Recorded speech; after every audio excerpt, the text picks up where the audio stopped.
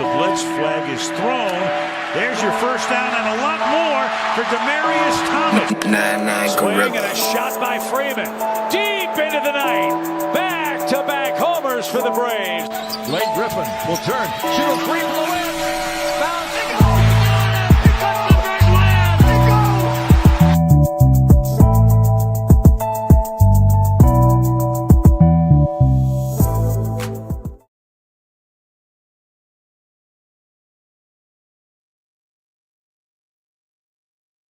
Good evening, good evening, good evening. It's Tuesday. You know what that means. It's time for number one sports podcast in the world. It's time for sports for you. Live on YouTube. I'm John. Mark's on the way. He'll be remote tonight, so it'll be Nick Freeze. Our man Cody's on vacation, so salute to him. Safe travels to you wherever you're at, my brother. And we're live on your TV screens, on your laptops, on your desktops, on YouTube and X.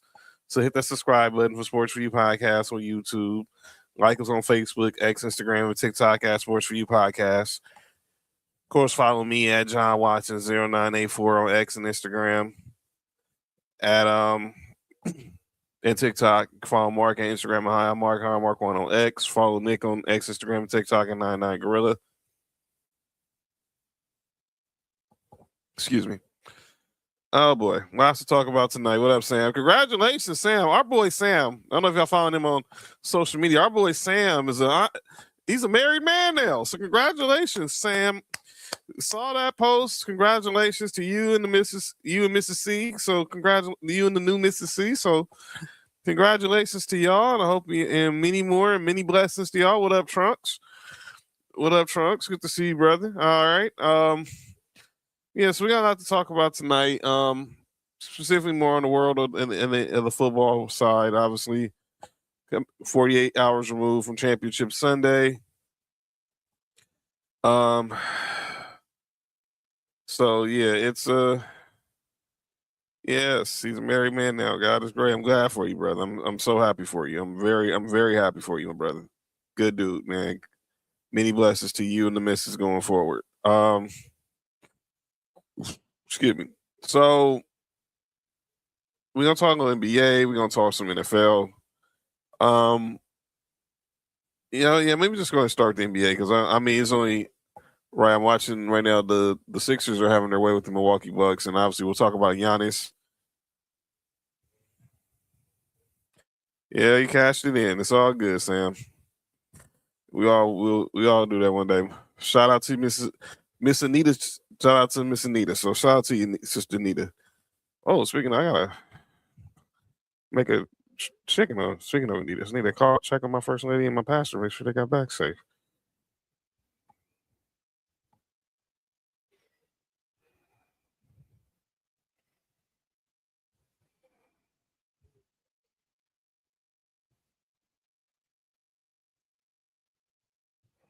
So let's go ahead. I'd be remiss if I just didn't start off with what obviously y'all see the hoodie I got on. It's Kobe, it's Gigi. Yesterday, the 6-year anniversary of that tragic day in 2020, it still don't seem real. That we lost an icon and his daughter with so much promise. That was the last picture we saw of them together at Staples Center the night the Lakers played the Mavs in 2019. That still don't seem real. And as a father of a little girl, it still hits hard. Cause my daughter was 3 when this happened. And I still lose it. I still don't believe it. Yeah, I still don't believe it either, Sam. I always tell the story where I was. I was at church. We was going to our sister church in Long Beach, Golgotha, my pops' church. And I'm sitting on the deacon boards. I normally do every Sunday.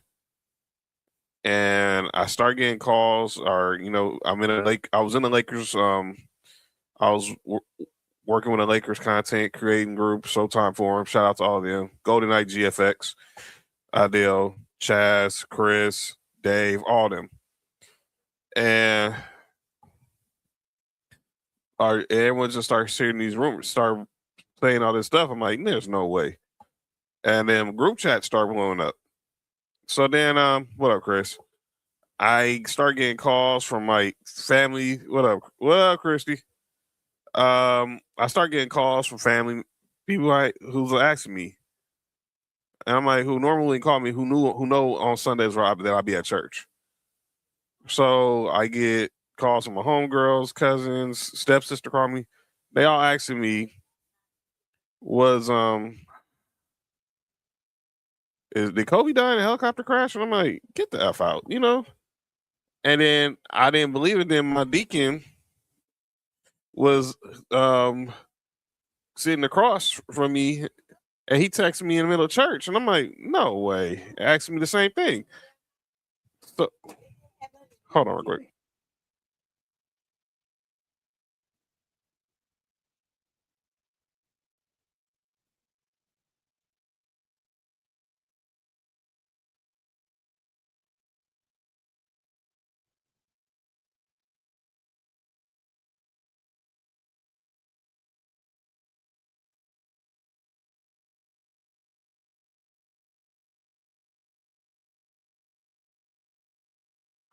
All right, we're back.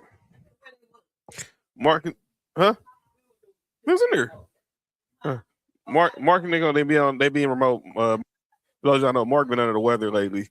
Speak of his name. Speaking of, you say his name, he shall appears. What up, dog? Yo, what up with it, dog? No, how you feeling, man? First off, how you feeling, bro?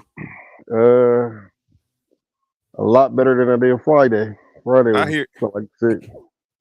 I feel you, man. I've been congested a little bit this weekend too. I got the coughs too, so I don't know what's going on in the city, man. But you popped in at the right time. So I'm talking about, obviously yesterday was the 6-year anniversary of the unfortunate passing of Kobe and Gigi. And let's not also, I always do this every year when we talk about this. We don't forget about the other individuals who was on the helicopter with them: Kobe, Gigi, the Annabelle family, Christina Mauser, the Chesters, the pilot, Zuban. I still talk about this 6 years later, it still don't seem real.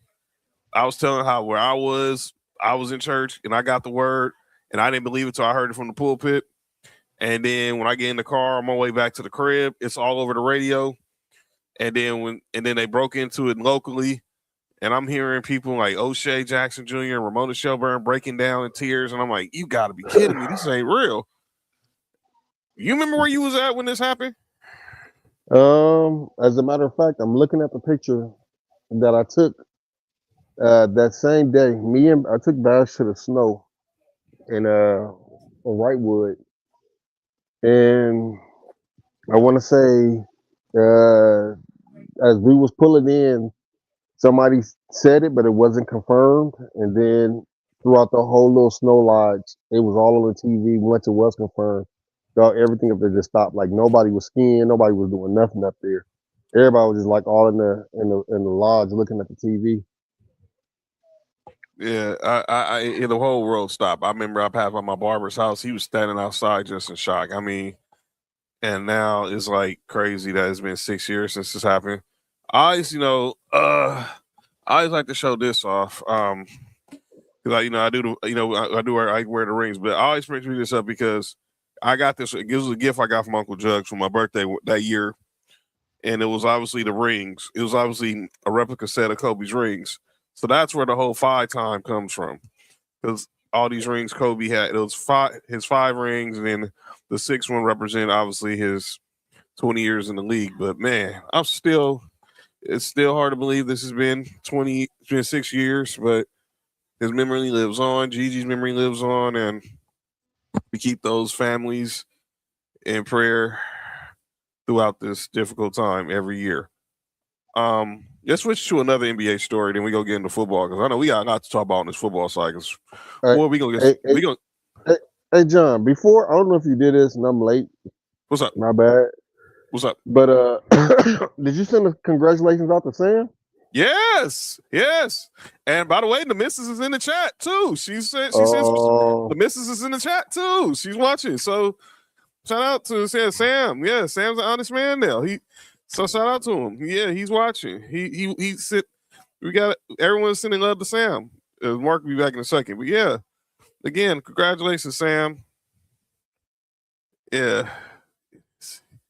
It sunk into it sunk in literally when I got home and I saw it all over my TV. So I actually am wearing a T-shirt with this image. I'll show you. Give me 1 second. Mark's gonna join us. Or Mark is back. The T-shirt I got on actually has that image right there. So, but yeah, RP Kobe, GG, and all the others. We lost on that day. All right. Let's get into some more uplifting. Well, it's not uplifting NBA talk, but that's more serious side, and that's we're about a week away from the trade deadline. So, program note, this is our only show of the week because Friday I'll be on assignment at the House of Glory Wrestling Show in downtown LA. So this is our only show this week, but we got a lot to talk about on this trade deadline stuff.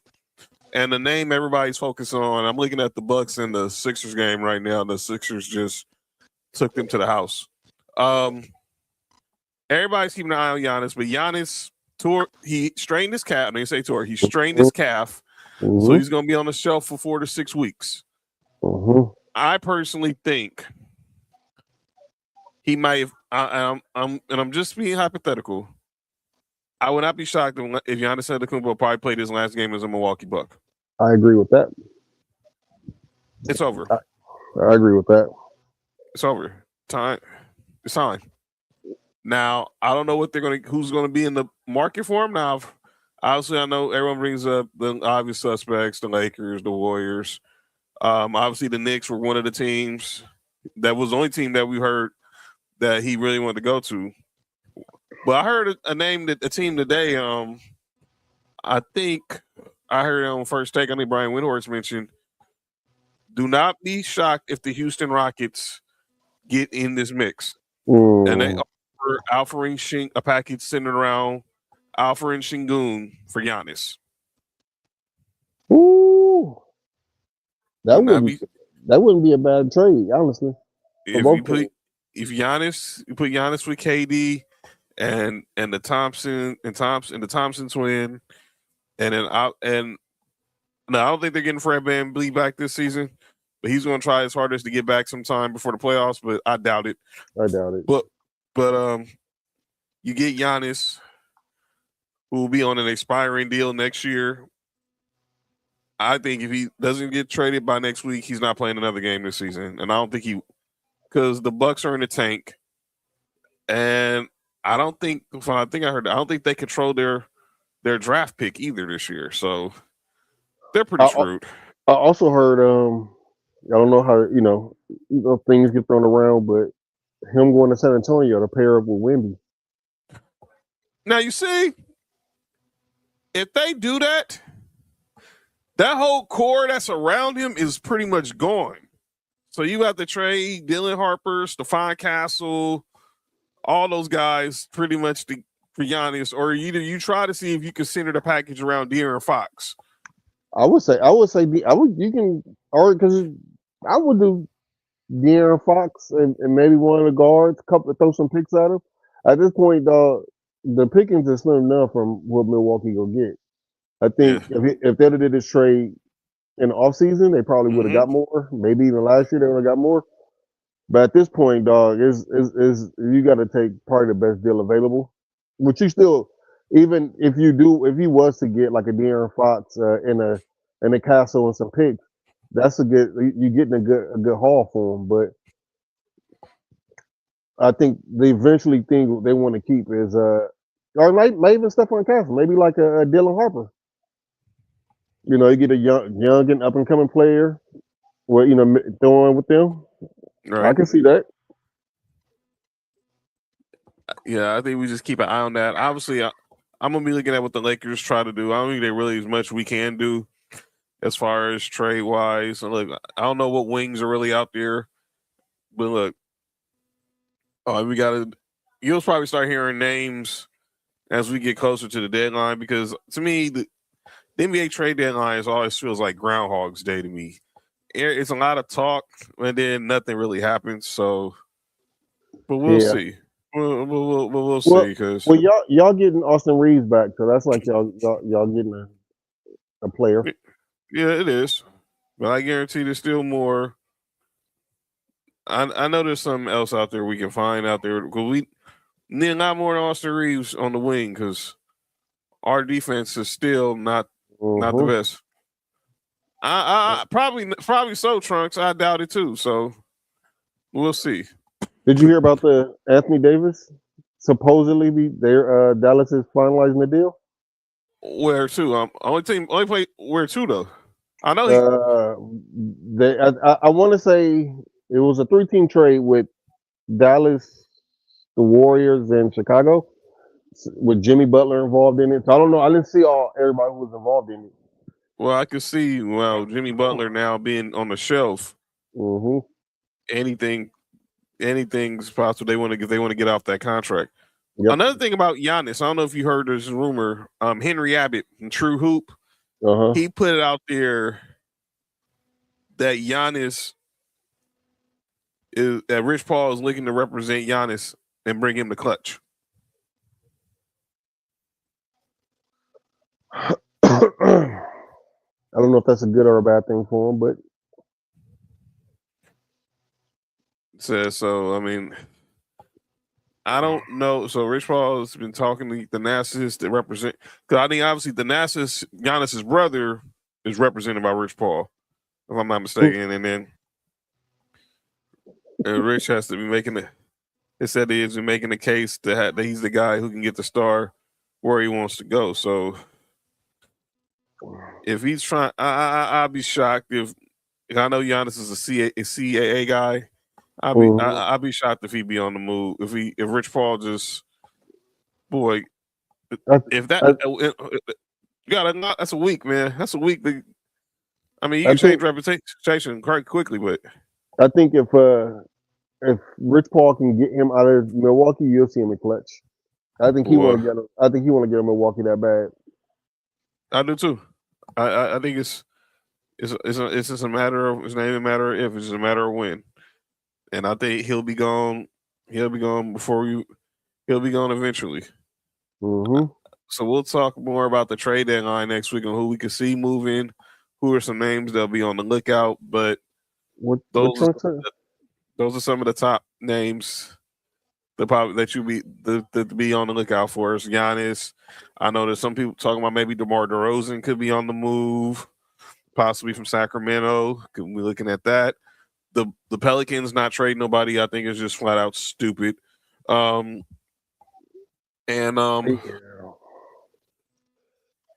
What about Malik? What about Malik Monk? He could be on the move, but I wouldn't want Malik Monk because he don't play no defense. I liked him when he was with the Lakers, but he just don't play no defense. Certified bucket though, but man, he uses a lot. He uses a lot on the defensive end for sure. I got some other people I'm gonna send you after the show. I'm gonna ask you about. All right. Trunk said, you think LeBron makes an announcement tomorrow in Cleveland? No. Yeah, well. What you want from on the scale, or you want air from? Yeah, or yeah. Okay. All right. So I don't think he's making any announcement. Me personally, LeBron gonna be one of them dudes. I think he's gonna just. Some tells. Look, I still believe he wants to do a retirement tour, but it wouldn't shock me if he pulls, like the reverse Michael Jordan, where Michael Jordan had "I'm back," where he just says "I'm gone." Yeah. It wouldn't shock me, but I think he's gonna. I think if he does it, maybe it might be at All-Star Weekend. Since All-Star Weekend is here in 2 weeks, but I don't see, or 3 weeks, I should say. But I don't see him making a move to announce his retirement. He's in his final game back in the land tomorrow. Let's go ahead and get to the NFL, man, because we got to talk about. There's a lot of stuff going on. Yeah, I like Tim Duncan, like Noodle said. So let's go ahead and start talking some NFL because we got some stuff we need to get off our chest about the National Football League. Uh-oh. Uh-oh. Well, let me see. You know what? well, First off, John, how you feeling, sir? I feel like crap. Let me be real. I feel like yeah, I hear you, Candace. I told you, Mark. I think the team who would have won the dang Super Bowl was the one. The team who won the Super Bowl was the one who played a couple Saturdays ago. I represent the AFC, but no, our quarterback has to go get hurt because he has a pre-existing ankle injury, and I don't know how the heck that happened. I have a couple of ideas that they're not talking about, but yeah, take it. Yes, Noodle, you take the points. You take the points. 100% you take the points, especially with that, especially when you knew what weather like was coming, and you got a backup quarterback. Take the points. Take the point. I don't even understand why this is even a discussion. You always take the points. Take the but points. No. Coaches get too cute. This is, but it makes zero sense. But we now know. But let's go ahead and start. Let's start the NFC first because I need to breathe first. The NFC is going to was a good game, NFC Championship game between the Seahawks and the Rams. But yeah, he got Mark fired him for you, Candace. Golly, you can't be that stupid. Wow. From who? Oh. Yeah, I know you're not gonna use it. Oh man. Nah, man. The Rams and the Seahawks was a good game. But boy, the Rams, they sure had a bunch of blunders, specifically on special teams. And obviously, Xavier Smith with that muffed. I don't know I don't even call it a muffed return because he just fell, and the ball hit him in the hands, and boom, and Seattle recovers it, and boom, what they do? Go score right on the next play. Yep. You can't win a game with special teams, but you dang sure can't lose a game on special teams, and that's pretty much what pretty much happened. What pretty much happened. I'm glad the Rams lost. that's hate, Dalton. But oh, shut up, Josh. Anyway, but yeah, that was a good game. And Sam Darnold, look, not only did he become the first. What up, JoJo? You became the first quarterback in that 2018 class to get to the Super Bowl. He became the first USC quarterback to ever play in the Super Bowl. Did not see all the quarterbacks who went there. He's the first. What up, JoJo? Trent said this is really on McVay. Yeah, McVay. Yeah, he had a lot of blunders too. Clock management. The still going like we were talking about earlier. Still going for it on fourth down. When Matthew Stafford was over on third down,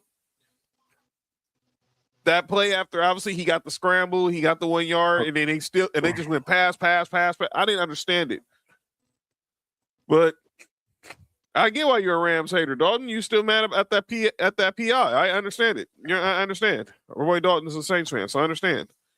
Here comes Josh. Let's go Patriots. Never in life. That total blunder, and Matthew Stafford. Look, he did everything. He did everything right, except for get stuff done on third down. And by the way, I got a lot to say about all this Matthew Stafford hate that's just out of nowhere. But we'll say that for calling out names.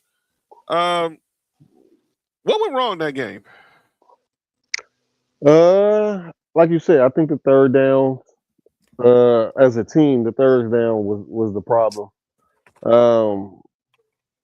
I didn't like that when it was 27-31. I didn't like them not going for the field goal. Right.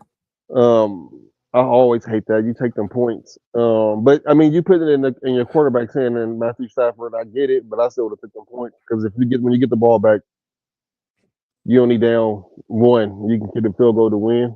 It changes how you approach the thing. Yeah. Yeah, and the defense. That I don't know what happened to the secondary from some of the times when I seen them earlier this year. They didn't look that bad. Against Seattle, they looked atrocious. They looked really bad. So Sam said it. Their cornerbacks are trash. There's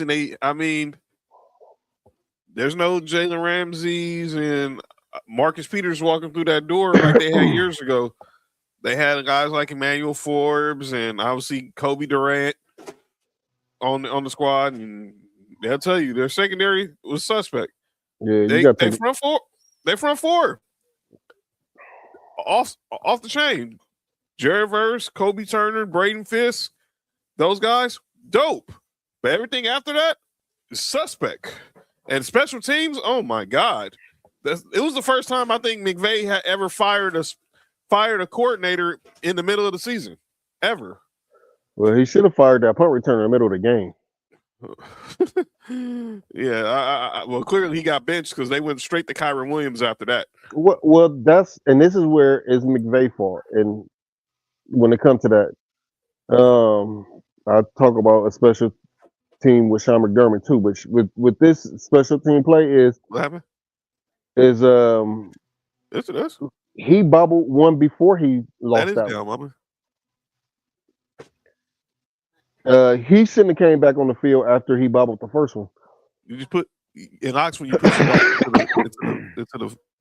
into the fire. Yeah. But what about let's talk about Seattle. Go ahead. Hey, John, I was saying he shouldn't have came back on the field after he bobbled the first one. So he bobbled one, but he recovered it. Right. After that one, he shouldn't have came back on the field. But if I'm not mistaken, Xavier Smith had these issues all year long. Oh, we'll see. If I'm not, and Sam could tell me, as Candace could say it better because that's their squad. But I think he's had these issues throughout the season. So I understand. So McVay should have been prepared that he was bound to screw up.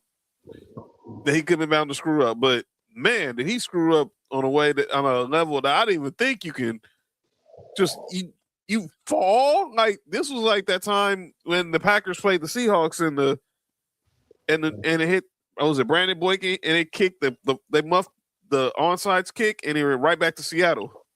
Yeah.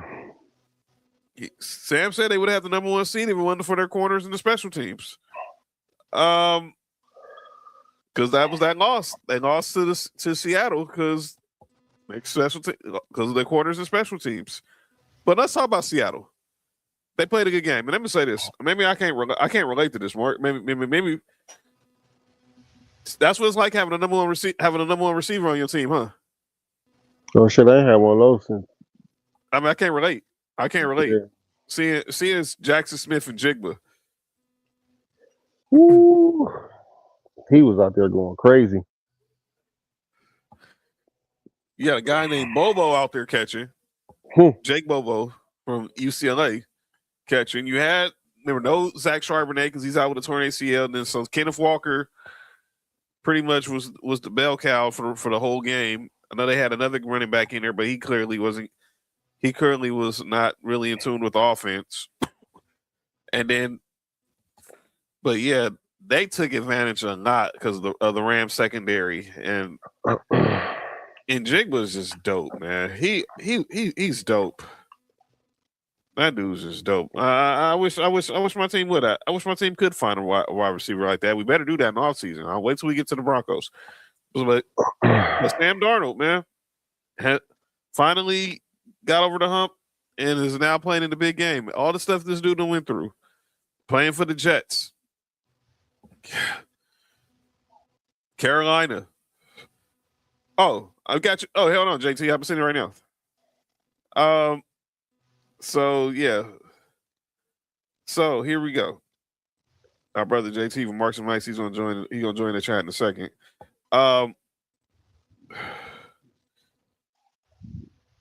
What I was trying to say was Sam Darnold finally is proving that he's finally found himself. Obviously, he's went through everything, and then I still say that year within the 49ers is what finally clicked for him because he was in a stable organization.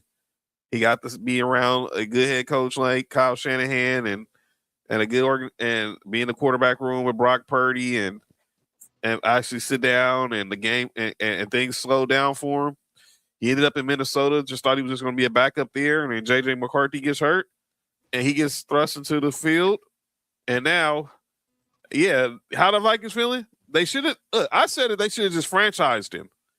Now, if you would have kept him, cool. If not, you got something for him, and just letting him walk for nothing was just bad business. Especially not knowing if J.J. McCarthy would be ready physically and mentally to play for you next year. And clearly he wasn't. Both. And joining us now, my man, my brother, Mr. 6'9" himself, the host of the Marks and Mice podcast, representing the 305 by way of Ohio, LFA himself, Mr. JT in the building. JT, what up, though? Waggle on, my good people. Back on sports for you once again. What's going on, bro? I can't call it, man. Talking about follow, Mark. What? Yeah, we talking about the ANC. We're talking about how Sam Darnold finally found himself after all these years. You know, obviously the Jets didn't work. Carolina didn't work. He goes to San Francisco, finally is around a competent coach. Minnesota, we all see what happens there. I think Minnesota made a mistake, not least thinking about keeping him because JJ wasn't ready. And look what happened in Seattle. Now he's playing in the Super Bowl a year later. What you think about the resurrection of Sam Darnold, JT? Man, when I tell you that's a redemption story. You nailed it on the head. From team after team after team, organization after organization, and to finally to be able to get over that hump that all players want to strive to. Everybody want to get a ring. Now he's getting that opportunity to get the ring. And for this to happen at this stage in his career, hats off to him. It's about damn time. Yeah, I'm happy for him. All right, man. Let's get to the AFC. My Broncos against the Patriots in the AFC Championship on Sunday. And, of course, we had no Bo Nix. And, obviously, now we go to Jarrett Stidham. And he had a good – well, first drive was trash. Second drive, he was looking good. And then the rest of the game, he started looking like a guy who ain't played football in 2 years. And now the New England Patriots are back in the Super Bowl. I'm going to say this. Well, I'm going to say this because I'm going to let you guys talk because I'm going to have a lot more to say after that. Take the points. Mark, you already know how I'm feeling right now, dog. Go ahead, man. I'm going to let you and JT talk because I'm coming to gather my thoughts now. So I'm going to let you and JT have at it first. First off, I want to say fuck the Patriots. Let's just start there. Secondly, that was, if you like defense, that was a really good game. I really enjoyed it. It was, I just enjoy watching good defensive game. I wasn't a fan of anything Sean Payton did this game. I think maybe that one play action call that Stidham hits a receiver on deep down the field, that might have been the only thing that I liked that Sean Payton did this game. I think other than that, I think Sean Payton at the biggest moment came up really short. Jarrett Stidham, I don't know what was going on. I don't know what he was thinking on some of the plays, but both teams played great defense. And I think that questionable, which I want to ask John about, that questionable fumble is the only reason why I think New England wins that game. Because y'all defense was humming. Y'all defense was going crazy that day, Sunday. All right, hold on, Rick. I agree, bro. That it was a defensive game. Defense sells. Defense wins game. Offense sells tickets. Mm-hmm. That was a very good game of D on both sides, right? Mm-hmm.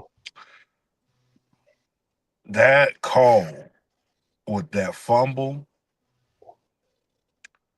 ain't no way.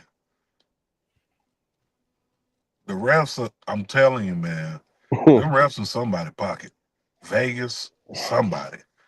Because ain't no way you going to tell me you decided on that. You went ahead and just okayed. You're not going to tell me what I see with my eyes is not what's happening on the screen. Lawrence had asked me. I heard it from him. That's wrong. Yep. Yep. That decision to go for it at that point, I get the theory of it. You go up 14, then you pretty much win the game there, but you're not trying to win a game in the second quarter. That makes no sense to me.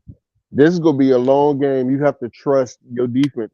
The Broncos defense was going, like I said, they was all over the field. They was going crazy. You have to, when your defense is playing that good, you have to reward them with at least don't fuck it up offense. All right, man. As the Saints fan, I expect the better play calling. I did too. And this is my problem with what Ann was saying. Sean Payton, and I'm glad she's bringing this up as a Saints fan, because you know what everyone kept bringing up? When when Drew Brees went down, they brought in Teddy Bridgewater, and Teddy Bridgewater went 5-0. Yeah, in the regular season. This is playoffs. This is playoffs. the AFC Championship. There's no, you don't get time to make up for your mistakes in the AFC Championship. You don't get your chance to make it up during the Super Bowl. No. So Sean Payton's play calling was horrendous because know your personnel. Now, bad business. We didn't have J.K. Dobbins because he still wasn't healthy. But I still felt we still keep running the ball. Our defense was humming. And that's why I kept saying with JT, Mark will tell you in our group chat, when everyone kept bringing up they didn't trust Stidham, I never mentioned him. I was like, but I trust our defense. I trust Vance Joseph's play calling our defense. And I think if we just make timely passes, run the ball, possessions, everything, we'd be good. Sean Payton had to be Sean Payton. And that 4th and 1 was the gist of it. We're up 7-0. You know the snow is coming. Take the points. We'll take the 10-0. Now, to y'all question about the Stidham, I don't even know what that was. Fumble, backwards pass, 2 sheets to the wind. I don't know what the heck was that. It was 7 points. I know that much because it would have been 7 points whether they ran it in on the recovery, or they got the 7 points on the Drake May play anyway. So it didn't really matter. But say that doesn't happen, even if that does happen, we're still up a field goal. Even if that doesn't play happen, it's still 10-3. Take the points. And to go back to when we were talking about the NFC game, I hope this is a start for coaches, because we talked about it a lot with teams like Detroit, even with the Bears, all this going for it on 4th down. I hope this puts a nail in the coffin for everyone's thinking it's corny to just take 3 points. But I got a good feeling, Mark, and JT, I know it's not. It's not. It's not. People got stuff to prove, man. And I think a lot of that happened with the fans being like, all right, can we at least try to go for it on 4th? Right? That was a discussion for a while. Now that we started doing it, it became like the Wildcat offense. Everybody knew it was coming. Everybody know what you're trying to run on 4th down. So, you know, at this stage in the game, do I think it's going to go away? No. We're going to see more of it next year. And eventually, once these franchises start seeing that that's not working, they're going to get that call from up top. Hey, Yep. that 4th, the fourth down, field goal. Field goal. Yep. We ain't taking no more chances. Field goals are not guaranteed. They're not. I hear you, Trunks, but I still take my chance with where it all depends where you're at. Now, look, Will Lux, that was one of his worst days kicking on, but look at the elements. I'm talking about, but before the snow happened, I knew he would be money, but yeah, field goals are not guaranteed. But I'd rather take my chance with that, knowing with my kicker who's probably like 80% has an 80% success rate to a dude who ain't played football in 2 years. Yeah, Lux was a great kicker, and I know he had a bad day, and he had a bad day on Sunday. He had a bad day in that snow. That's it. That's it. Say it. Yeah, it's just a bad day in that snow. Yeah, but the standing play was just stupid, and that's where I got to go to Sean Payton again. Be in his ear to tell him if it's not there, throw it away. Hey John, I do think that he was trying to throw it away. I just think that as he was doing it, the defender hit the ball and hit his hand, which made it result in the way it did. That's why I was asking if you think it was a forward pass or that just got hit backwards, or you think it was a backward pass? To me, it looked like a fumble. So it looked like a fumble to me personally. So I thought it from off the first instant. I thought it was a fumble. So I was like, when I looked at it, I thought it was a fumble. But joining the conversation, the third of the trio, the one and only Nick Freeze in the building. By the way, that is a diabolical name. That is what it do? Hey, that is diabolical. What? Yo, I don't know what y'all talking about. It says. I don't know what y'all talking about, player. The shenanigans, bro. Like, dude, like, you're not hosting the show with Ray Charles. You know, you're not hosting the show with the visually impaired, right? Wait, my bad, y'all. All right, Nick. JT, what up, fam? What up, man? What it do, man? You already know. Same old, same old. All right, Nick. I done gave my. You probably done heard me saying a lot of my thoughts on what happened on Sunday with the Broncos. Let me get your thoughts on what you think went wrong in the AFC Championship. Y'all done have Bo Nix. Besides that, I'm gonna leave Bo out of this because. And by the way, I got thoughts on that too, but I'm gonna leave Bo out of this. All right, for sure. I think on the offensive side, I think that Sean Payton could have took a little bit more chances outside of the one obvious chance that he shouldn't have took. I don't get why these offensive coordinators refuse to kick field goals and trust their defense, especially when you have a defense as good as yours, Sean. Like, there's probably only one other defense in the league that's better than y'all's, and they already got eliminated. Yeah. Or somebody argued the team that we was playing was just like the team we were playing. Their defense was just that good too. But you were talking about the Texans. Go ahead. But I don't like that because I think these offensive guys. I say it all the time. I say it. I say this every single week. These guys be out coaching themselves. You know, you put your team in a whole different predicament when you go ahead and kick that field goal, and then just going about the game. Trust your defense. As a defensive player, whenever we make a stop, no matter what the hell the reason behind the stop, that fires us up. A missed field goal fires the defense right on up. Yep. A missed field goal can hurt the offense. And especially when you look at it in the long run, of y'all losing. It's a whole different game if that field goal is kicked. It's 10-10, and we going into overtime if we have that field goal. Yes, most definitely. It still doesn't guarantee we win, but it gives us another chance to reset. I mean, John, I'll be honest with you. Y'all could have had a chance to win because not like that. They weren't really doing nothing on the offensive side of the ball. At all. They didn't do nothing. Matter of fact, y'all pretty much helped them out with that damn touchdown. You feel what I'm saying? So it's like I think if they went to overtime, y'all probably would have won. I'm gonna keep it real. So I would take my chances. It's little things. It's little things like that, man. You can't outcoach yourself. That's the number one thing. You got to be the smartest guy in the room all the time. Sometimes shit is black and white. It really you is. got a chance to get points. Just get the damn points, dog. There's especially in a playoff game. I hate fucking analytics. Analytics is the stupidest shit that could ever happen in sports. Yep. It's ruined every sport that people overuse analytics in. It's ruined basketball. It's ruined the decision making in football. It's just it's so dumb. And I was saying this before you logged in, Nick. I was saying it to Mark and JT. I'm hoping, and JT kind of said it. He kind of said it too. That we will find that this would be the death of coaches being scared to just take the points.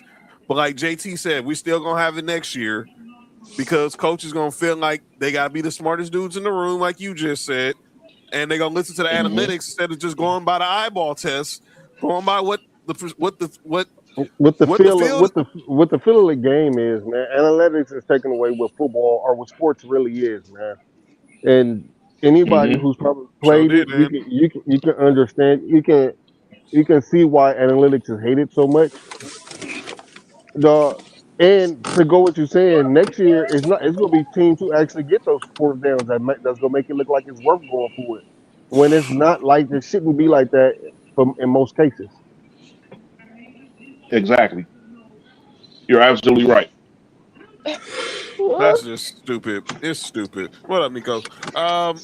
Let's go ahead and let's go head over to 1-2-3 Cancun, but we're gonna head to Cancun. But from the Patriots' point of view, I really am not impressed. Let me say this: I love Vrabel. I think it was worst kept secret that he was gonna be their head coach. But man, if that offense does not show up in 2 weeks in the Bay Area, it's gonna get ugly.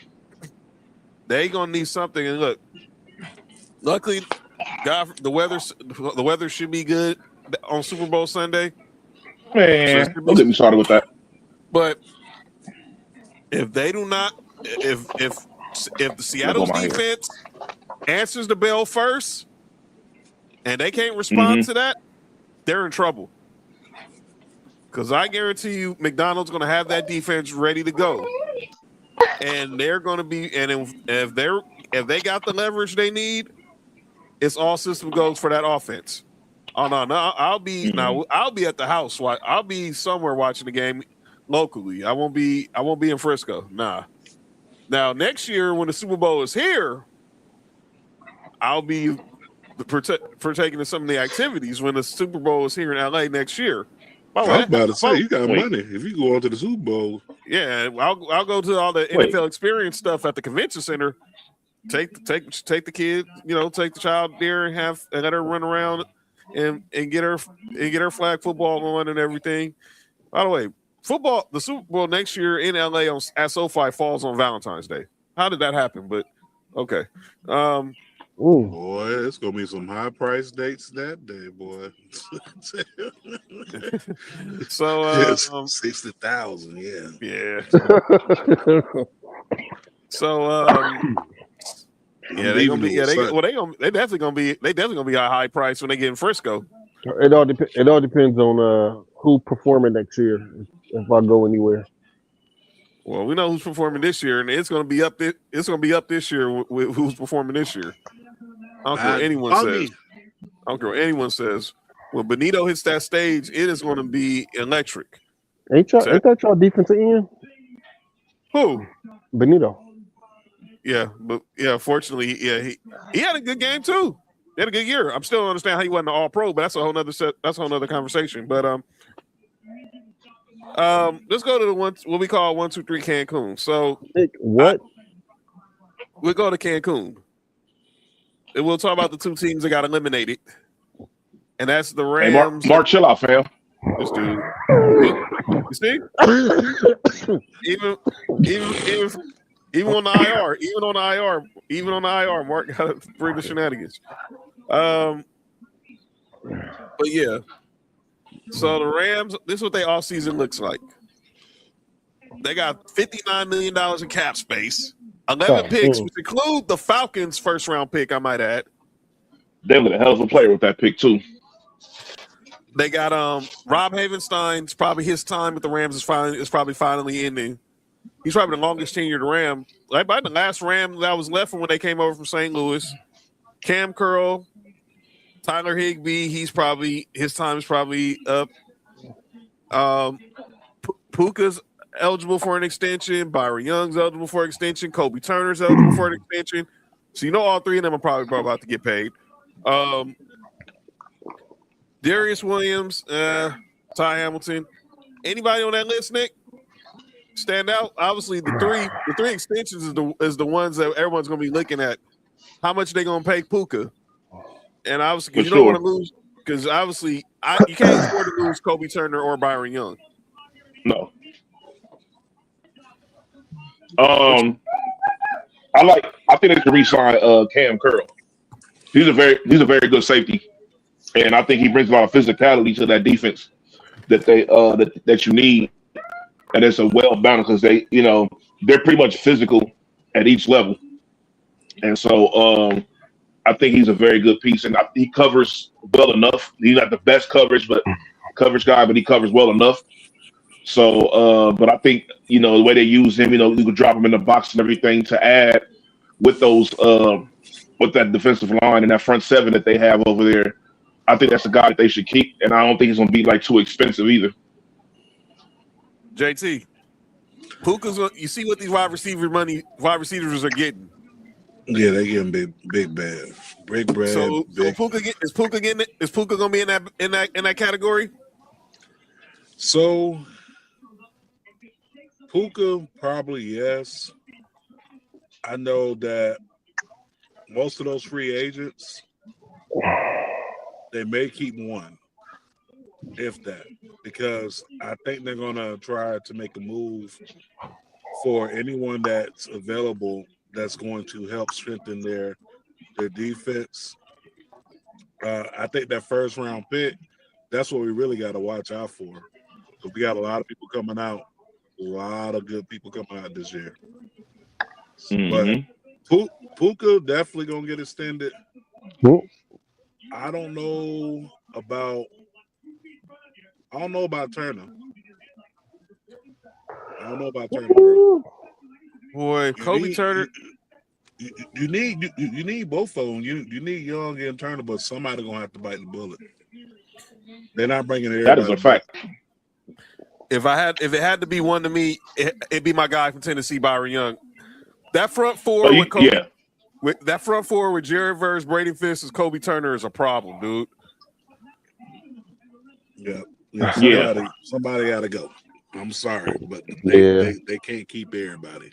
I think the only way they can keep all three of them is if somebody take a team-friendly deal. But who's gonna take that deal? Puka ain't taking no discount. That's what I was about to say. Puka ain't taking no discount. I can say that now. Puka ain't taking no discount. It's not gonna be Puka. I think it'll be one of the linemen. I think like you were saying, I think it will be Kobe Turner that probably will take the home that will give the discount. I also think that them losing Tyler Higbee is gonna be big for him too. Mm-hmm. Molly. Last pick from the Jeff Fisher era. Last real pick from him and Rob Havenstein, probably the last two guys from the Jeff Fisher era, still on the Rams. Well, shit, one of them may be gone there. Yeah, so we'll see. The Rams got a lot of money to spend, and Les Snead, he says F them picks with the quickness. But when I look at y'all got to help me with my Broncos right now. We got a lot, and finally we're off Russell Wilson's contract. So now we got money to spend. We got $35 million in cap space. We got 9 picks. Obviously, we probably have to lose John Frankenmeyers. I don't want to lose Alex Singleton. One, he's a leader. His story alone, what he went through this year, not knowing this dude had testicular cancer and he went out there and played games is just, you need dudes like that. Justin Strenat, I liked him. He's a dope linebacker. I want to keep J.K. Dobbins, but man, the injuries just really. You can always find a running back. You already got one. But I need a physical bell cow though. R.J. Harvey's dope, but I need someone to compliment him. Because McGofflin's cool, but he's more of a change of pace back, and we need at least one who's more of a physical runner. That way, Harvey don't have to be that. He could be a physical runner, but he could still be a change of pace back. Ben Powers, you said McCockey? I said McLaughlin, dude. What's wrong with you? Oh, my bad. Ben Powers, definitely bring him up. Dude is wild, man. Hey, I'm gonna say it. Who? Is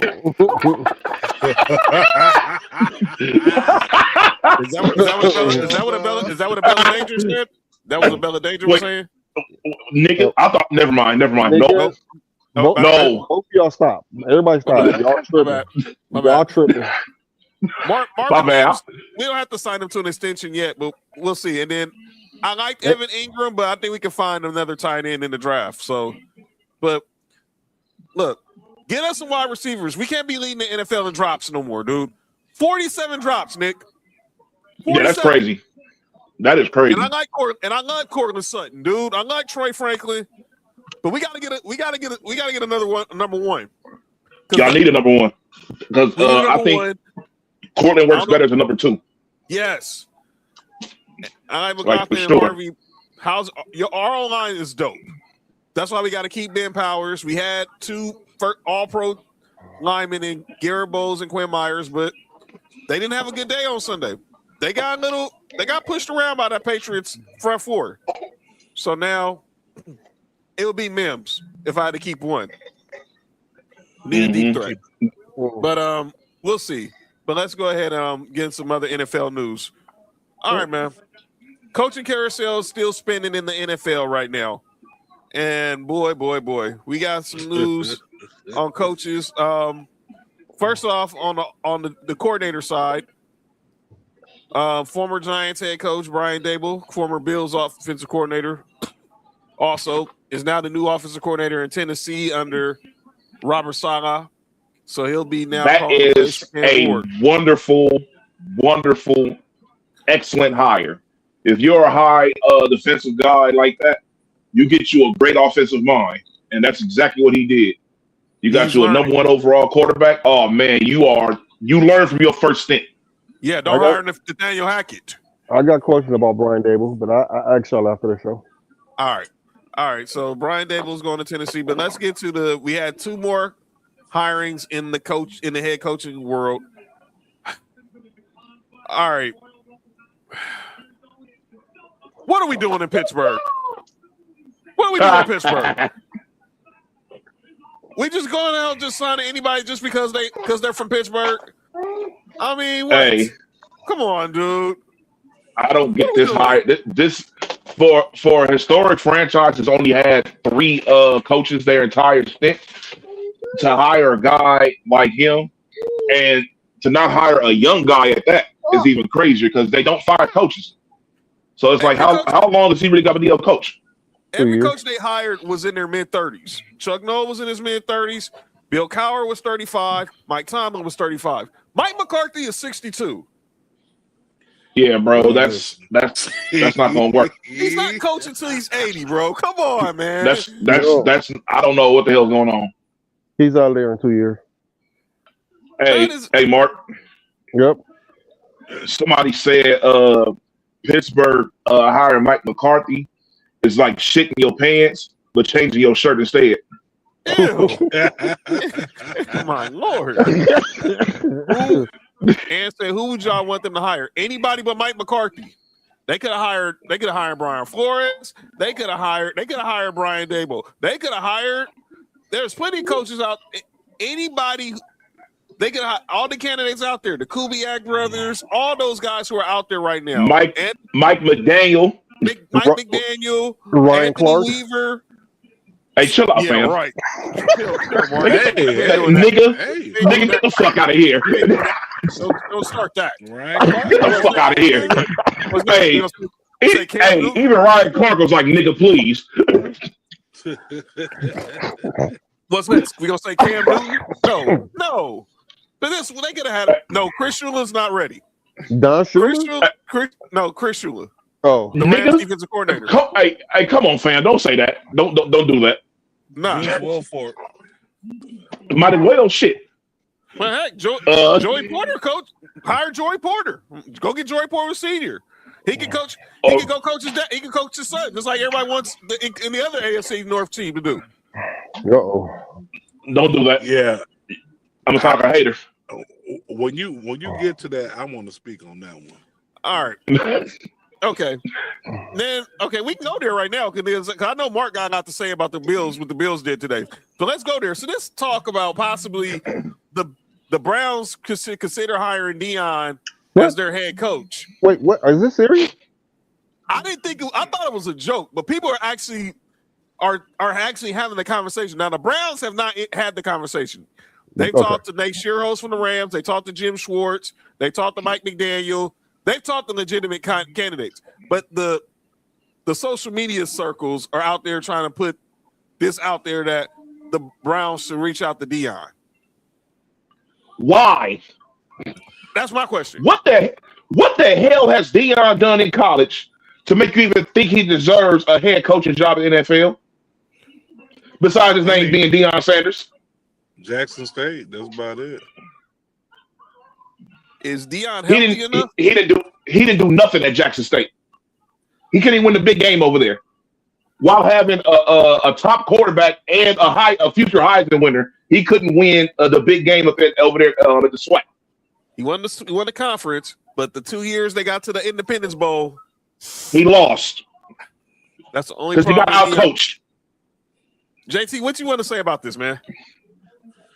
So, don't nobody want to come here. That's what it boiled down to. Nobody want to come to Cleveland. I say why not hire Dion, right? It's Cleveland. No one is expecting us to go to the Super Bowl. No one is expecting us to make it out the first round of the playoffs. But hiring a Deion Sanders, what does that do for your team financially? It brings a lot of money into the market. Cleveland is getting a new stadium next year in Brook Park. What better attraction to have than a young Shador and a Deion Sanders right there at that stadium? I can see it happening, and the reason why it would happen is for money, because we know that those two names alone will draw businesses. People are going to come out to the games just because it's Deion coaching. You know what I'm saying? Now, does he have the accolades to be a head coach in the NFL? Probably not. But we have seen McDaniel from the Dolphins, who didn't head coach. He was a coordinator.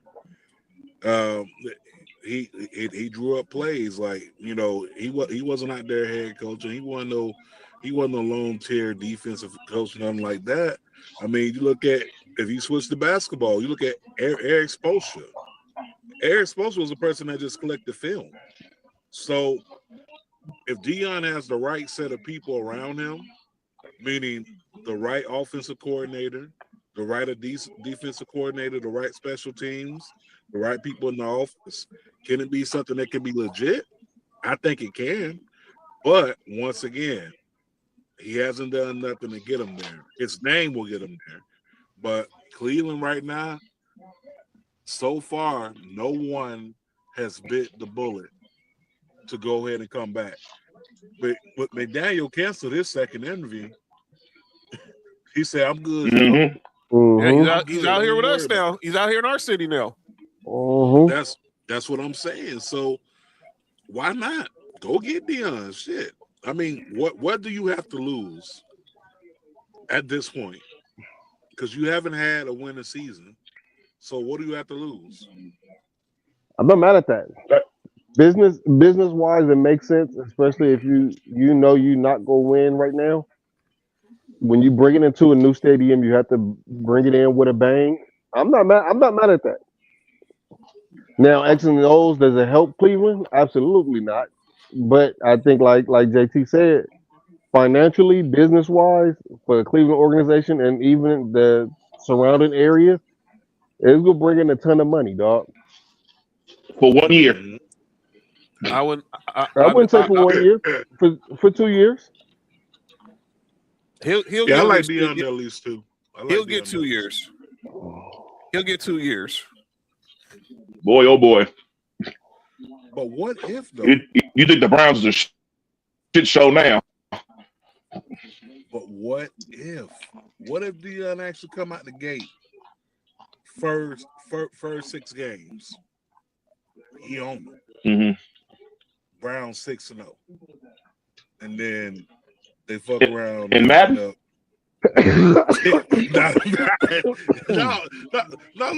They're serious. Just think about it. What if Deion goes 6-0, loses 3 consecutives, wins another one? Okay, so now you 7-3. Lose 2, win 2. So now you 12-5. I think it's possible, bro. I don't see them going to the Super Bowl, but I think the way this thing is written, like the script, as people say, if you're looking at storyline wise, because every sport has a storyline now, what better storyline is it than Deion coming to coach his son at the highest level of football and leading him to a playoff run? I can see. That's a hell of a Madden story. I can see Jimmy Haslam. I can see Jimmy Haslam pulling some stuff like that. I He's an really idiot. can. Because look, they're still paying Deshaun Watson. So that's why they can't get a coach. You just named it. Everything that we just said right there over the past 5 minutes has shown why nobody wants to look over there. Nobody wants to deal with the Deshaun Watson situation. Nobody wants to deal with the Shedeur Sanders situation. They don't want to deal with the shitty management. They don't want to deal with the goddamn the fans. There is too much that says I don't want to be up over here. Y'all just fired a 2-time coach of the year. What the hell gonna do with me? oh yeah, I went off on that on Friday, Nick. That was part of my calling out names to all these Falcons fans who are upset over the Falcons hiring Kevin Stefanski. I get it. They dumb as hell. Nope, I don't.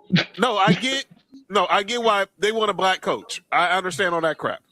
But let's not. But y'all, you do not use Shedeur Sanders as a crutch to defend y'all Glazing and Deion. Come on, man. Fam. Look. First and foremost, Atlanta. That's what they doing. That's all it is. Look, they mad because Atlanta Falcons fans. Deion on dirty. Come on, go ahead, Nick. He was there. He was there for 4 years, y'all. Y'all chill out. First and foremost, y'all didn't have the best version of Deion. Y'all didn't do nothing when Deion was there. So let's just chill. Y'all just drafting him. When it was time to cut the check, he got up out of there. He wanted to go play for the organization that wanted to win. He said, "I'm cool on losing up over here in Atlanta." Everybody just loves the Deion personality and everything. I understand that. I'm a big fan of Deion too when it comes to that football field. There ain't too many better than him. Right. And his position, there's nobody better than him. You feel what I'm saying? But we're talking about a whole different division of football right now. And for people to just be like, "Oh, ignore the fact." Let's just be real. If Stefanski this is probably the last straw for Stefanski. Yep. He like, all right, y'all. Because what probably happened was they told him to draft his quarterback, and he drafted his quarterback. No matter how bad the dude played, he was still a rookie. We've seen plenty of quarterbacks have terrible rookie years, and at least play average the year after that. You got to see development. Not everybody is fucking Andrew Luck off the rip. You feel what I'm saying? So he probably got hit with I can draft my guy. All right, cool. And then Cleveland was like, "Oh shit, let's make some money. Let's go ahead and draft Shedeur too." What the hell are y'all thinking? There's too many moves that aren't smart football moves. That's why they can't get a damn coach over there. I'm like this. That's true. you got a 2-time coach of the year. Let him cook.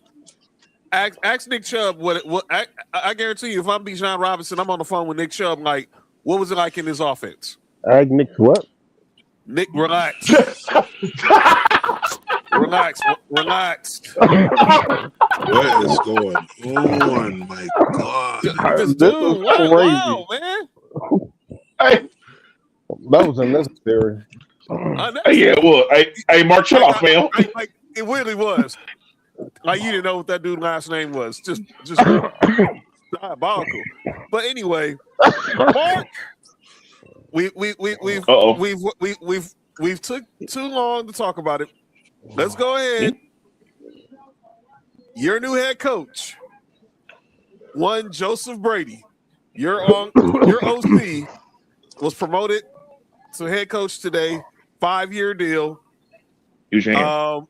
Here. There's talk about him bringing in my guy Jim Leonard from the Broncos as y'all new DC. Former Bills player, relax. Former Bills safety Jim Leonard, I might add. Mm-hmm. Bella, relax. Hey, yo. Did you call her earlier? Yo, no, I didn't. Get out, Nick. Get out, Nick. Get out, Nick. Wait, you didn't call her earlier? I did not. You know you ain't right. Did you say she was dangerous? You know what, Nick? Okay, Nick. I see what type of stuff you trying to start. Okay. Dude's out here trying to start nuclear in the show. Anyway, former LSU OC when Joe Burrow was there, when Joe Burrow and Jamar Chase and Justin Jefferson won the Natty against Clemson. But Mark, here we go, man. I told y'all this. That's why I highlighted it and replied to it in our group chat. Everything I knew this was gonna happen. Everything that happened, it happened at such a fast pace. The day after we lost to y'all, John, Joe Brady had 2 interviews, one with the Ravens and one with the Dolphins. We fired Sean McDermott Monday. That opened up the window for me to say they're going to hire Joe Brady. They don't want him to leave the building. And they went along with all these other interviewing all the candidates, but I knew Joe Brady wasn't going to leave the building. I'm not sure if that's a person I wanted, but it is what it is. Who did you want? It's a Mark? very safe pick. Either the OC from Jacksonville or Clint Kubiak. Okay. Well, they both will be. Well, we know. Well, Jacksonville announced that he's staying put. Obviously, because now that job is taken. But Clint Kubiak, he can't be hired until after the Super Bowl now, because of league rules. Right. JT, you like this for our boy Mark, man? He obviously he's been through a lot as a Bills fan. And obviously, if you watched our show, he's been very consistent with his praise and criticism of past coach Sean McDermott, and he's always said the defense was an issue. And now they're getting the offensive coach who was calling the plays for Josh Allen. Now the question is he going to be still calling the plays for Josh Allen? You like this for Buffalo? I like this for Buffalo, but here's the thing. You're in a new role. So at this time, you have to find someone that has that same mindset as you, as an offensive coach, or someone that knows it just a little bit better or has a different approach. But it's a good move. I mean, you're keeping it in-house, but once again, it's going to be an uphill battle, right? Because you got to look at what Buffalo's done over the past 3-4 years. They've been contenders. They've been inside that spot. They got a hell of a quarterback. They got a hell of a offensive line. You know what I'm saying? So you just have to really, really see if he can build off of what they've been doing over these past few years and kind of implement some of those factors, not all of them, because obviously some of those factors led them to going to Cancun for the last couple of years. But it's a good move. Is he going to be the one calling for Josh Allen? I don't know. He is. If it's me though, if it's me and I got promoted to head coach, I'm taking that up off me. Like I'm there for like advice, but when it comes down for the offensive play calling, I want someone to do that because I need to focus on the game itself as a head coach, not worry about the offensive plays. I can get my input, but I need me an offensive coordinator. Nick? I see it as a very safe move. Which is what Brandon Beane does. He doesn't take risks to make his team better. Not saying this is a bad hire, but it just seems safe. He's already there. He's familiar with the organization already. He's familiar with Josh Allen, which would be something that can help. You know, I may like by the time it's like halfway through the season, this move may look genius. You feel what I'm saying? But I think that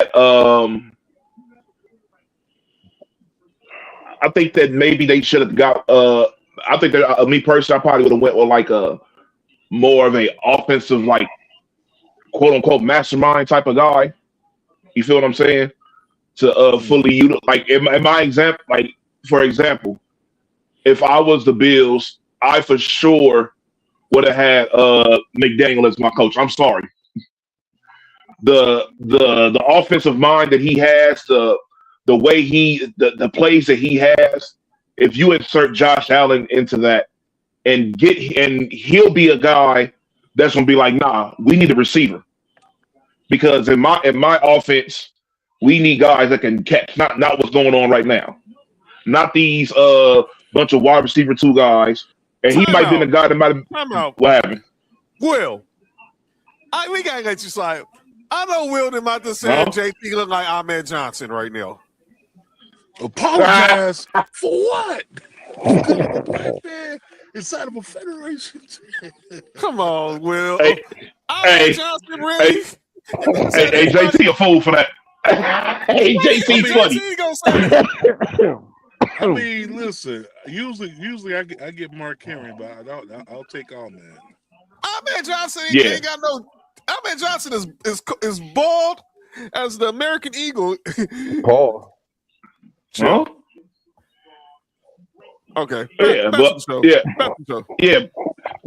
he would have been the guy to be like, look, to unlock Keon Coleman, or he'll be the guy to be like, look, y'all, we gotta get us a receiver over here for Josh Allen. Like he needs a wide receiver 1, right? Or because in this offense right here, we're gonna be slinging the rock. We're gonna run the ball and we're gonna sling the rock. But I'm not right now. Like I said, the Joe Brady signing is a safe signing. Like I said, the familiarity is already there, so it's not really too much of a transition. I'm just interested in seeing who's going to be defensive coordinator because Jim Schwartz is still available. It sounds like it's going to be Jim Leonard, one of our defensive coaches, who played with the Bills, obviously. So it sounds like he's going to be joining Buffalo, returning to Buffalo. He played there. He was a safety there, so he'll be there. Probably be the defensive coordinator. He was the Broncos defensive passing coordinator. Yeah, he's our defensive pass game coordinator. So he's a good guy. So and he knows Buffalo. So obviously, we know Jim Schwartz did interview for the Browns job. So, and there's still other. We'll see where this goes. I mean, it's now this is what Brandon Beane wanted. You got your hire. Like Nick says, a safe hire because you just kept it in house. But now you and Joe Brady are going to be connected the same way Les Snead is connected to Sean McVay, the same way Kyle Shanahan is connected to John Lynch. You're going to be connected to Joe Brady to this hire, and if y'all don't succeed or put some, and I mean succeed, y'all got to at least get to the Super Bowl. Let's see. But we gotta talk. But talking about Super Bowls, this is going to be a precursor into our calling out names. So we're a week away from the NFL honors, and next Tuesday we're going to do our NFL honors picks. But one of the NFL, but next obviously we do the NFL honors special next Thursday. They have the Pro Football Hall of Fame the class is announced. Well, we found out one person who won't be a part of that class. One William J. Belichick will not be a part of that class. So Bill Belichick was up for Hall of Fame induction this year in the coaches category. You need at least 40 votes out of 50 to get into the Pro Football Hall to be eligible for enshrinement. There were at least 11 people who did not. We don't know the exact count, but we know there were at least 11 people who did not vote Bill Belichick for first ballot enshrinement into the Pro Football Hall of Fame. The same year that Robert Kraft is also eligible for enshrinement in the Pro Football Hall of Fame. Bunch of haters. Who's going first? I'm going first. No, I'm going first. Let me lead this. Go ahead, John. If y'all watch Sports for You, me, Mark, and Nick, we've been so critical of the Pro Baseball Hall of Fame. Because what's Mark always said? Imagine the NBA having the Basketball Hall of Fame not having Michael Jordan in it. We say that about Barry Bonds. Imagine having the greatest coach in pro football history not be first ballot? What are we talking about? And don't give me this crap that it was about Spygate, Deflategate, he was a jerk to the media. Oh, well, Parcells didn't get in first ballot, so we can't put Bill in first ballot. I don't want to hear none of that. Time out. Whoa. I didn't know that. You mean, even Nico said, whoa. You mean to tell me that Bill Parcells was not first ballot? No, he was second year. He got in on the second ballot. Hey, fam, look. Okay. You can say something about Bill Parcells. All right, cool. You have to tell me what in the hell disqualifies Bill Belichick from going into the Hall of Fame. He's been to more Super Bowls than half of the league. Facts. Like, fam, more than half the league. I need to know these three Like, coaches. it makes no sense. I don't care who they are. I need to know who these three coaches are. I'm going to look them up. I refuse to believe any. I don't give a damn. Bill Walsh. I love Bill Walsh. We know that. We all love Bill Walsh. But no, one of the greatest offensive coaches ever. But no, Bill Belichick. No, I'm sorry. I refuse to believe. No, there's nothing you can tell me to be like, this is the reason why this guy didn't go to the Hall of Fame. You want to say Spygate, the Deflategate shit? That was for one fucking year. What do I know the rest of them? And said it was Don Shula, Tom Landry, and Chuck Noll. He's better than all of them. They all should have been in the Hall of Fame already, but he's better than all of them. You talking about Don Shula Dolphins? Yeah, Don Shula went in first ballot. Okay, so obviously we know the reason why he didn't get first ballot. It's because he was probably beating a lot of their team's ass over that time that he was coaching. And it's a lot of hating going on. Because if you look at the man record, yes, we could talk about the Spygate, the Deflategate. We can talk about both of those. Both of those are going to be a part of his legacy, whether we like it or he likes it or not. By the way, George Hollis, Lombardi also were first ballot with Landry Noel and Don Shula. Go ahead, JT. I'm about to say Lombardi had to be first ballot. Yeah. But no matter what we look at, the numbers don't lie. He done been to the Super Bowl my whole entire teenage to adult life. I'll be 40 this year. He's been in every Super Bowl since I was 14. Think about that. Since I was 14, he has been in the Super Bowl during those years. Every year did not fail. He was at the Super Bowl at least either every year or every other year. Sorry, man. It was not a long gap of not seeing the Patriots inside the Super Bowl. It got to the point when I was tired of seeing them at the Super Bowl. So that should let you know right then and there that he should be first ballot Hall of Fame. He got Tom Brady. How many rings did Tom get? 6? 7. Total. He got 6. Six with the Patriots, 1 with Tampa. Mm-hmm. 6, 7. One with the Buccaneers, 6 with the Patriots. Come on, man. What are we talking about? Stop it. And 2 as the defensive coordinator with the Giants. I'm about to say he coached the best defensive player of all time. Come on, man. What are we talking about? Go ahead, Mark. This is crazy. Y'all pretty much said everything. Like as a Bills fan, I've seen that up close and personal. It shouldn't have been no first battle. He should have been first battle of fame. No questions asked. What happened, JT? How about that? Mark, you not gonna sit there and act like I can't read your goddamn name, man.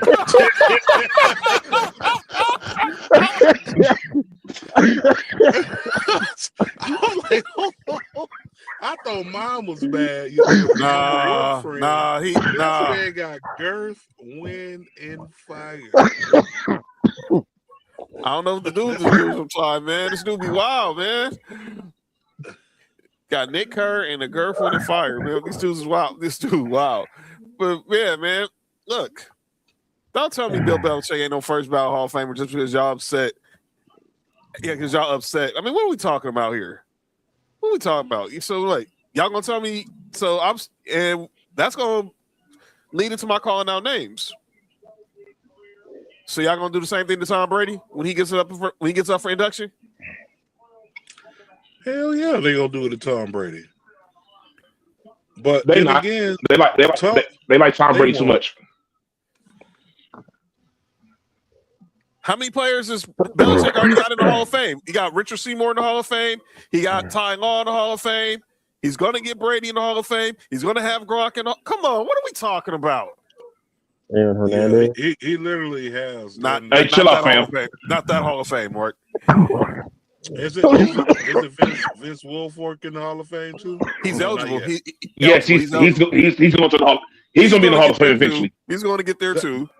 That's what I'm saying. Like this man, whole offensive line gonna be in the Hall of Fame. Stop it. Wes Welker gonna be inside the Hall of Fame. Stop it. Dog. One of Bill Belichick's best linebackers is a coach that's about to be in the Super Bowl. Make it sense. Make it make sense. Come on, the dude coached Lawrence Taylor. All I gotta say is the dude coached Lawrence Taylor. When he was hard. And there's been no player ever better than he's ever coached. Yo, what the heck was that? That was crazy. That was hate, Mark. Hey, man.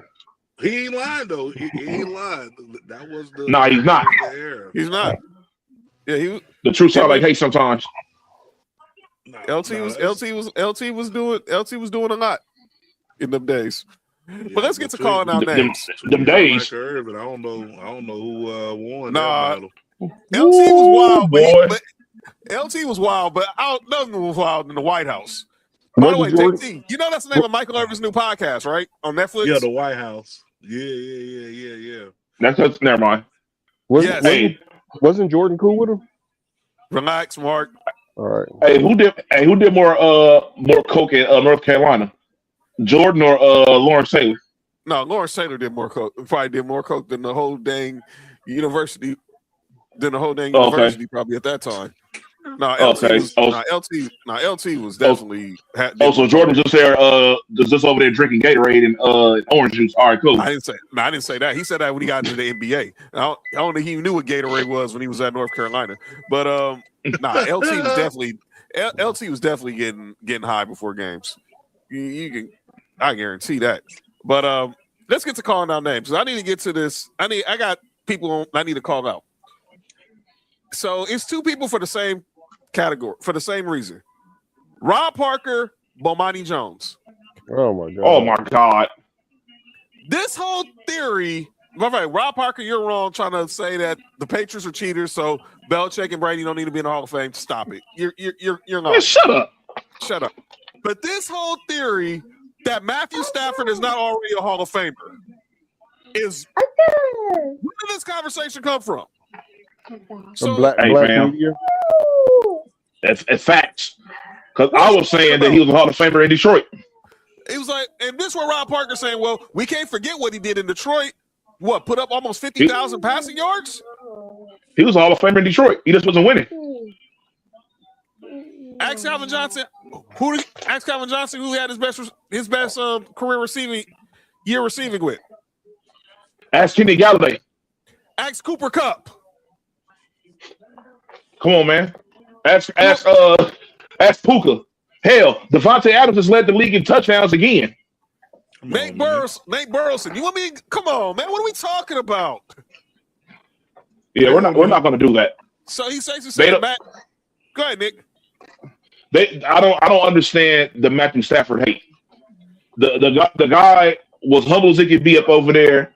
Everybody, and the crazy thing is how the media shifts narratives. Because so many people when he was in Detroit was like, man, if he was putting these numbers somewhere else, he would be a easy Hall of Famer. He's putting up 5,000 yards on this team, or if he was doing that on this team, he'd easily be this and that. And then he goes to a team where he actually does the shit on. Now they're hating on him. Fuck all that. Move the goalposts. Yeah. Basically saying like, oh well, we can't. He can't rewrite what he did in Detroit. Yes, he did. He won a Super Bowl the first year he was in LA. What did Steve Young do with the Buccaneers? Nothing. And nobody gives a shit about that at all. No effing way Matt Ryan gets in before Matt Stafford. No. And Matt Stafford's going to be MVP. And Matt Stafford's going to be MVP next week. So let me just give y'all a spoiler. What? Matthew Stafford will be the what Brett Favre doing in Atlanta? Matthew Stafford would have had Julio Jones and Michael Turner. What you just say, Nick? What? Nigga. What did Brett Favre do in Atlanta? He steal from black people? No, that's what he did. He's still doing that. All right, go ahead. That's what he did in Mississippi. He did in Green Bay too. Julio Jones and Roddy White and Michael Turner and Tony Gonzalez. Oh my God. What? Bro. Fam. Hey, John, can I if you're calling off names, can I have a calling off names too? Of course. This is gonna hurt me to say it. It's about to sound bad coming out of my mouth, but black media. No, you're right. Oh yeah. You're right. It's been a resurgence between these black sports analysts for some odd reason hating on white quarterbacks recently. I don't know what's going on right now. I just heard Cam Newton say Justin Fields is better than Sam Darnold. He said that. Hold on. That was last year for the season. That was still crazy. But yeah, that was last year. It was last year. That was stupid as hell. It was still made no dang sense. He would take Justin Fields over Sam Darnold. I'm like, no, you wouldn't. My point still stands. Yeah, for sure. By the way, the Jets got to pay Sam Darnold, got to pay Justin Fields, Aaron Rodgers, and Sauce Gardner next year. Hey, fam. They cook. Hey, look, I'm piggybacking off of Mark.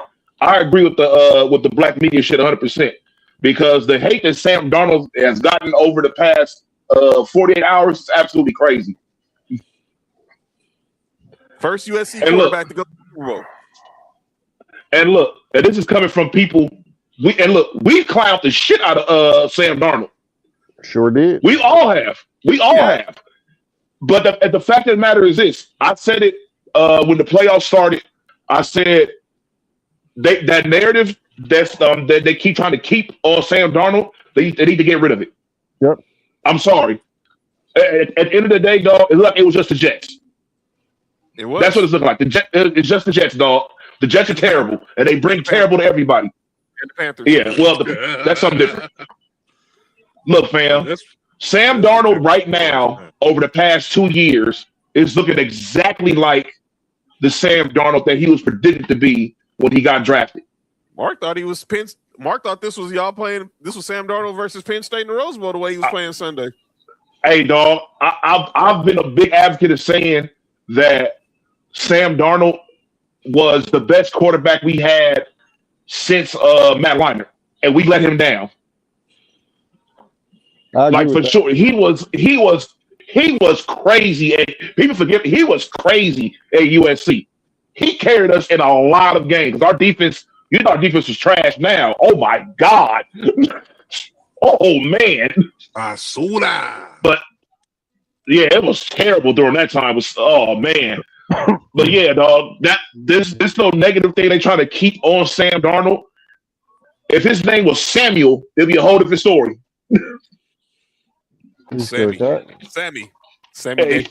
if his name was no, that's close to Sami Zayn. We ain't doing that. I said Sammy. I was on Sammy Davis, but yeah, you're right. Yeah, that's too close to Sami Zayn, dog. We're not doing that right now. Yeah. Sam and Davis Arnold. yeah, it's That's what I'm saying. They're both redheads. You're right, Nick. Yeah, that's what I'm saying, dog. Like, I don't. This is crazy. So go ahead, Mark. Oh no, that was it. It's just I don't know what's going on, but it's a lot of hate going on towards some of these quarterbacks, man. I don't get it. Well, I think because everybody wants to. Well, because now it's the. I saw you had an interaction with somebody on Twitter on Sunday when he was talking about Josh Allen and Lamar Jackson. We all know where this is stemming from. We all know where this stems from. This is the Lamar Jackson, Josh Allen debate right now. That's all where this is stemming from. Oh my God! Please don't let me. Nope. And ain't now one of them in the Super Bowl right now, so I'm not even debating. That's what I'm saying. Yeah, damn Ravens fan. But yeah, you're right. All right, JT, anybody you want to call out? Yeah, I want to call out. I definitely want to call out the Browns, the organization as a whole, for not knowing what the hell they want to do, not having a real direction, not hiring a head coach yet, moving the stadium to Brook Park and making a big empty hole downtown. So now downtown got to get new business. Definitely want to call the Browns organization for that. And I want to call out my Dolphins. Oh, boy. Uh-oh. Yeah, my Dolphins. Listen, it was so many different people you could have went ahead and hired for this head coach position. Right? Y'all could have threw the bag to Tom. They could have. They could have threw the bag to anybody. But this is what we end up with. I think my Dolphins are going to end up in the same position they ended up last year. And a matter of fact, I don't even think they make the wild card. I'm just going to keep it a buck. So those they hired Jeff Hafley, who was the defensive coordinator of the Packers, because your new GM, John Scott Sullivan, was the director of pro scouting.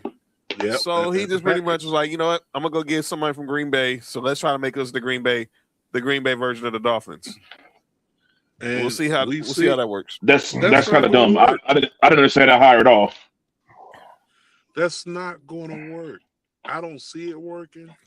And for that, I already know we're going to end up in the same position, probably worse. We may be worse than the Browns next year because you're bringing a whole new style of football to Miami. Not saying that change is bad, but we talking Green Bay. Green Bay ain't really changed nothing in years, bro. Green Bay was using that same playbook that Brett Favre to goddamn Aaron Rodgers, Justin Love, got it now. Yeah. It's the same damn thing. And you're welcome. I don't see how this hire, just because this your homie. I mean, that's what you're supposed to do, right? You're supposed to put your homie on, right? Mm-hmm. But at the same time, I kind of feel like they could have threw the bag elsewhere. But hell, we settled what we settled at. So the Browns and the Dolphins, count your days. Count your motherfucking days. Nick? I got it kind of falls in with Mark. I got Shady and Acho up on Carlo. Them dudes, like, man. Dudes, man. Hey, John. Every day, I see why they got fired. I do too. Every day, they just show more and more because the thing is this, dog. Like the takes that they're making don't even make sense. So instead of you praising Sam Darnold for having a phenomenal game, the best game of his career and the biggest moment of his career, outdueling the guy who's going to end up winning MVP. But instead, you're like, oh, basically, you made it seem like the Rams just gave him that W. Like, oh, they were only doing this. Oh, they were playing zone. Oh, well, they've been doing that shit all fucking year, and they got them to the damn championship game. So why would they change anything else up? No, do what you feel what I'm saying? They beat them already with the same defense. That's what I'm saying, bro. Like, so it's like, come on, man. Like, it doesn't make any. The hate for Sam Darnold is crazy. I never would have thought at this point in Sam Darnold's career that I'll have to defend him because I always thought he was. Well, after with the Jets, I just thought bro was done for. Mm-hmm. I'm like, damn. Hey, look, Mark. Another USC quarterback bites the dust. Yep. And now he's the first one to take out to go to the big game. So salute to him. Salute to Sam Darnold. Hey, yeah, shout out. All right. Look, if anybody deserves it, he deserves it. Before Carson Palmer, Matt Leinart, Pat Hayden, all the great McKay, all the great quarterbacks. Sam Darnold's the first USC quarterback to play on Super Bowl Sunday. Congratulations. That's crazy. Mark Sanchez. Hey, bro, you took the words out of my mouth. I was just about to say Mark. Don't even bring him Mark Sanchez, boy. That was a disappointment. Caleb might be next. And Caleb might be next. If anybody gonna be next, it's gonna be him. And Caleb might be next. But yeah, that's all our names. All right, we're gonna get up out of here. Before we go, we gotta let our brother JT let him know what he got going on and where you can find him at. Go ahead, LFA. I mean, I ain't got much going on. Got a couple of interviews getting ready to drop pretty soon, so stay tuned. Also, I got Exodus Pro coming up in March. This Sunday, I will be on After the Slam. Myself and Cheech will be there at 4 p.m. Shout out to Cheech. Of course, every Thursday, lockdown between 10 o'clock, 10:15 p.m. until catch us on March with Mike's Thursday nights, Eastern Standard Time. For my people out there on the West Coast, that is between 7 p.m. and 7:15. That's when we're going to start. End time is whenever we feel like closing the bell. Also, got some other things coming up as well that we will release news on. Got the chance to do a real dope game show. That'll be dropping soon. So, yeah, just a few things. And, of course, make sure you definitely follow the Coach Class Network, Townhouse Media, in Sports for You, the whole gang. You feel me? Know what it is. All right, so programming note. No show this Friday because myself, Trail, we will be at the House of Glory show this Friday night, downtown LA at the Globe. So if you're there, holla at us. We're gonna go there. It's gonna be a dope card gonna be there. Zilla's gonna be in the house. Mustafa Ali's gonna be in the house. Andrade's gonna be in the house. Amazing Red's gonna be in the house. Kurt Angle's actually doing a meet and greet before the show starts. Shotzi Blackheart will be there. Relax, Mark. Glory hole? You can check me, Trail, in downtown. Something's wrong with both of y'all. You know that? Something's wrong with both of y'all. You know that? Damn that, John. Damn that. Yeah. Did you yes. catch? I try to ignore it, JT. Trust me. Hey, John. Hey, John.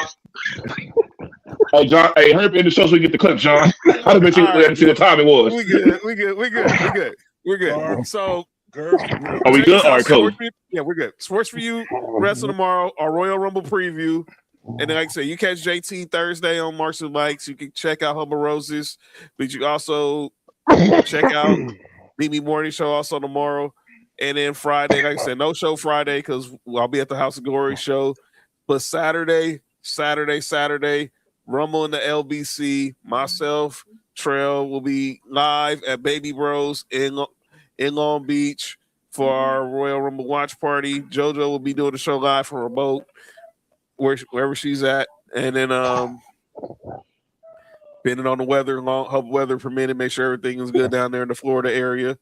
And then we'll be back on next Tuesday because it's Super Week. Cody's gonna be back with us next week, and then we'll preview the big game. We'll talk NBA trade deadline and get ready for the big game in the Bay. So Mark, get better. Nick, you what the hell? What happened? Now you know you ain't right for that. You know you ain't right. You stole that from me. You know what I'm saying? That's copyright infringement. First of all, Games. Oh, my bad. Gurf and the Restless. Listen, this dude's was insane. now that we're here, my bad, John. So you're going to House of Glory. Yes.